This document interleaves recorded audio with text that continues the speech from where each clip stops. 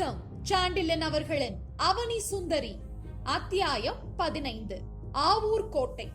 கைச்சிறையில் சிக்குண்டு கிடந்த கண்ணரத்து கட்டழகியை நோக்கி, கணக்கை மறந்துவிட்டேன் என்று பளிங்கு சுனைப்படிகளில் சொன்ன சோழன் நலங்கிள்ளி உண்மையில் அன்றும் கணக்கை மறந்தான்.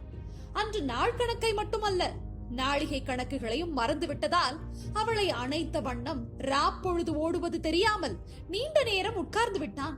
பஞ்சனையை விட மென்மையான அவள் உடலின் அமைப்பு அவன் நினைப்பை அடியோடு இழக்கச் செய்து விட்டதால் புகாரை விட்டு சொர்க்கத்துக்கு ஓடிவிட்ட மன்னன் பொழுது விடிய சிறிது நேரம் இருக்கும் முன்பே அவளை விட்டு பிரிந்தான். பிரிந்தும் பயன் என்ன? அடுத்த நாட்களும் உடல் பிரிந்தாலும் அவளை பற்றிய நினைவு பிரியாததால் நாட்கள் வெகு துரிதத்தில் ஓடின. அடுத்த 2 நாட்களுக்கு பின்னர் ஆவூரை முற்றுகையிட்ட மாவளத்தானிடமிருந்து வந்த ஓலைகளை மட்டும் நலங்கிள்ளி ஏதோ சம்பிரதாயத்துக்கு படித்துவிட்டு புலவரிடம் அனுப்பிவிட்டான். அவன் நீதி ஸ்தலத்தில் உட்கார்ந்த போதும் நீதி விசாரணை, தண்டனை முதலியவற்றை புலவரே நடத்தி நிர்ணயித்தார். மன்னன் அவற்றுக்கெல்லாம் தலையை மட்டும் ஆட்டினான். அரசர் குழப்பத்தை, மயக்கத்தை புலவர் மட்டுமல்ல, அமைச்சர்களும் விசாரிக்கப்பட்ட குற்றவாளிகளும் கண்டனர். அவனி சுந்தரியும் கவனிக்கவே செய்தாள். அது மட்டுமல்ல, அவளையும் மன்னனையும் இணைத்து அரண்மனை ஊழியர்கள் பேசிக்கொண்டதும் அரைகுறையாக அவள் காதில் விழுந்தது. ஆனால் மன்னனுக்கு தன்னால் ஒரு அவப்பெயர் உண்டாக கூடாது என்று நினைப்பால் அவனிடமிருந்து விலகியே நிற்கலானாள் அவனி சுந்தரி. அதன் பலன் அவள் எதிர்பார்த்ததற்கு முற்றிலும் மாறாக இருந்தது. அவளை அடுத்த நாளும் அதற்கு மறுநாளும் பளிங்கு சுனைப்படியில் காணாத மன்னன் 3வது நாள் இரவில் அவள் அறைக்கே சென்று கதவை தட்டினான். அவளே வந்து கதவை திறந்து வாயிற்படியிலேயே நின்றாள். நிரம்ப நேரமாகிவிட்டது அரசரே என்று கடுமையான குரலில் சொல்லவும் செய்தாள். ஆம், அதனால் என்ன என்று சீறினான் நலங்கிள்ளி. உங்களையும் என்னையும் பற்றி அரண்மனை ஊழியர்கள் பேசுகிறார்கள். ஆம், அதனால் என்ன? மன்னன் மதியிழந்து விட்டான் என்று உங்களை தூற்றுகிறார்கள். ஆம், அதனால் என்ன? 3 முறை கிடைத்த ஒரே பதிலால் நிலை குலைந்து விட்ட அவனி சுந்தரி கோபத்துடன் கேட்டாள். நீங்கள் என்ன கிளிப்பிள்ளையா என்று. இல்லை, கிளிப்பிள்ளை மற்றவர் சொன்னதைத்தான் திருப்பிச் சொல்லும். ஆனால் நான் சொன்னதையே திருப்பிச் சொல்கிறேன் என்று நலங்கிள்ளி அவளை தன் கையால் தள்ளிவிட்டு உள்ளே நுழைய பார்த்தான். அவனி சுந்தரி மிகுந்த சினத்துக்கும் கலக்கத்துக்கும் உட்பட்டாள். உங்களுக்கு என்ன புத்தியே இல்லையா என்று வினவினாள், அவனை உள்ளே விடாமல் தடுக்க முயன்று. இல்லை, மன்னன் பதில் திட்டமாக வந்தது. இல்லையா? இல்லை, அது பறிபோய் 2 இரவுகள் ஓடிவிட்டன. இன்றிரவு அதை திரும்ப பெற வந்தேன். என்னிடம் இருக்கிறதா அது? ஆம், உன்னிடமேதான் என்று சொன்ன நலங்கிள்ளி அவளை தள்ளிவிட்டு பஞ்சனையில் போய் உட்கார்ந்து விட்டான். அவனி சுந்தரியும் மேற்கொண்டு எதுவும் செய்ய இயலாமல் கதவை திறந்து வைத்துவிட்டு பஞ்சனையை நோக்கி நடந்தாள். அங்கு சென்று அரசன் எதிரில் நின்றாள். நலங்கிள்ளி அவளை ஏறெடுத்து நோக்கினான். அவனி சுந்தரி, கதவு திறந்திருக்கிறது என்று மெதுவாக கூறவும் செய்தான். அதனால் பாதகமில்லை, உஷ்ணத்துடன் கூறினாள் கண்ணரத்து இளவரசி. பாதகமில்லையா? ஆமாம். ஏன்? ஏற்கனவே ஊரறிந்த விஷயம், அதற்கு மறைவு எதற்கு? இந்த சொற்களை வெறுப்புடன் சொன்னாள் அவனி சுந்தரி. மேலும் சொன்னாள், மன்னவா, நீங்கள் என் இதய மன்னராகி விட்டீர்கள். நான் வேறு யாருக்கும் இனி சொந்தமில்லை. ஆனால் ஒரு சபதம் இருக்கிறது.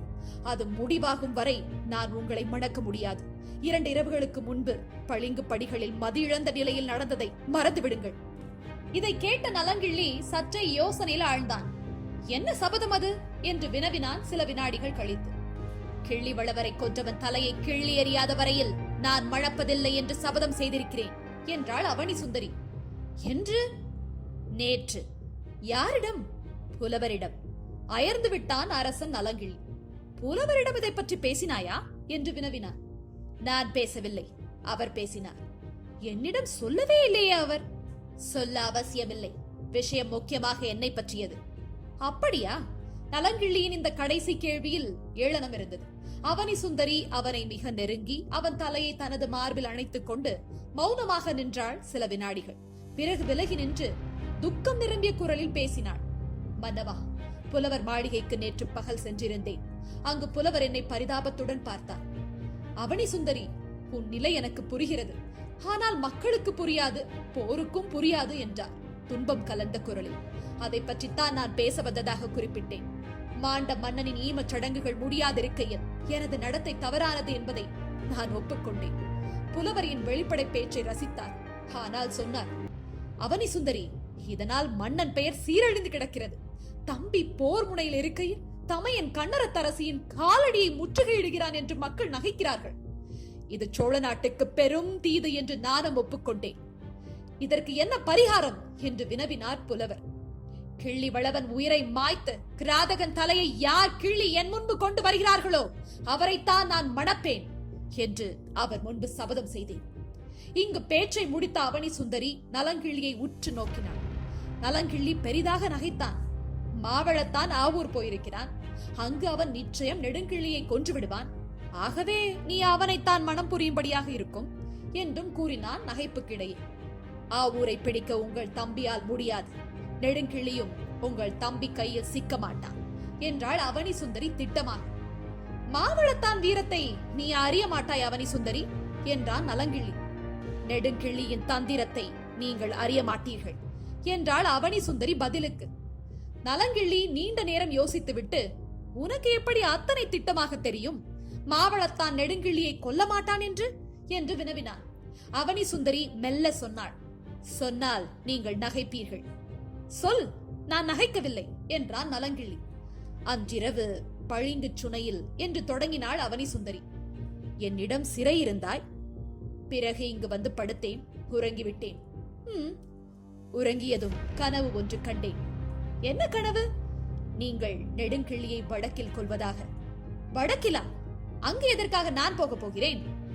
எதற்காகவோ தெரியாது, கனவு அப்படித்தான் இருந்தது. அது கண்டிப்பாக நடக்கும் என்று திட்டமாக கூறிய அவனி சுந்தரியின் கண்களில் ஒரு புத்தொளி பிறந்தது. கனவுகள் எல்லாம் கண்டிப்பாக நடக்குமா? என் கனவுகள் இன்று வரை அப்படித்தான்.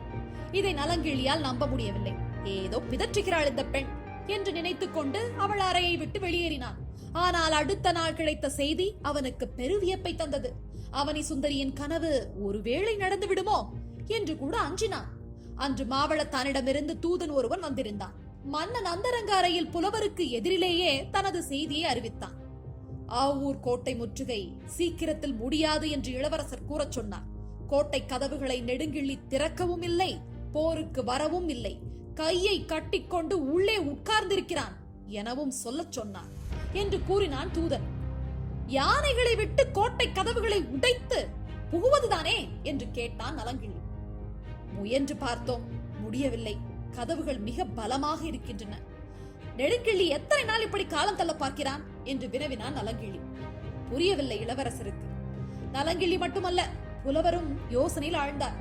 கடைசியில் புலவர் சொன்னார், தூதா, நீ இன்று இளைப்பாறு, நாளை காலையில் நானும் உன்னுடன் வருகிறேன் என்று கூறி தூதனை அனுப்பினார். அவர் கூற்று நலங்கிள்ளிக்கு பெரும் வியப்பை அளித்தது. நீங்கள் எதற்காக போக வேண்டும் என்று வினவினான். நீ போக முடியாது, 16 நாட்கள் முடிய இன்னும் சில நாட்கள் இருக்கின்றன என்றார் புலவர். நீங்கள் போய் என்ன செய்ய முடியும்? நிலவரத்தை அறிய முடியும். அறிந்து என்ன செய்வீர்கள்? நெடுங்கிள்ளியை போருக்கு வர சொல்லுவேன் அல்லது சரணடைய சொல்லுவேன். அவன் மறுத்தால்? மறுக்கவே முடியாது. ஏன்? இஷ்டப்பட்டால் அவனை கொன்றுவிட என்னால் முடியும். கொல்ல என்ன வைத்திருக்கிறீர்கள்? பாட்டு. பாட்டா? ஆமாம், பாட்டு கொல்லுமா? கொல்லவும் முடியும். நலங்கிள்ளி பதில் ஏதும் சொல்லவில்லை. கடைசியாக, சரி, உங்கள் இஷ்டம் என்று சொன்னான். மறுநாள் தூதனுடன் புறப்பட்ட கோவூர் கிழார் 2 நாள் நிதான பயணத்துக்கு பிறகு ஆவூர் கோட்டை முன்பு தோன்றினார். அவரை மாவளத்தான் எதிர்கொண்டான். அப்பொழுது இரவு 3-4 நாழிகைகள் இருக்கும். கோட்டைக்குள் இருந்து திடீரென பல அழுகுரல்கள் பலமாக கேட்டன. புலவர் திகைத்து போனார். இது என்ன மாவளத்தான் என்று வினவினார். தெரியவில்லை, உள்ளே சென்று பார்த்தால் தான் தெரியும். தினம் இப்படி பகலிலும் இரவிலும் அழுமொழி கேட்கிறது. சரி, ஒரு தூதனை பந்தத்துடன் கொம்புடனும் என்னுடன் அனுப்பு என்றார் புலவர். எதற்கு என்று கேட்டான் மாவளத்தான். கோட்டைக்குள் புகுவதற்காக என்று அமைதியுடன் வெளிவந்தது புலவரின் பதில். காத்திருங்கள், வரும் அத்தியாயங்களுக்காக விடை பெறுவது உங்கள் வருணா மற்றும் அருண். நன்றி. வணக்கம், நான் அருண் பேசுகிறேன். நான் எழுதின தமிழுக்கு ஏன் பெண் வடிவம் அப்படிங்கிற முதல் புத்தகம் அமேசான் கிண்டலில் வந்து அவைலபிளாக இருக்குது. அதை வாங்கி படிச்சுட்டு உங்களுடைய வேல்யூபிள் ஃபீட்பேக்ஸை வந்து ஷேர் பண்ணுங்கள். அந்த புக்குக்கான லிங்க்கும் வந்து இந்த வீடியோக்கான டிஸ்கிரிப்ஷனில் இருக்குது. நன்றி.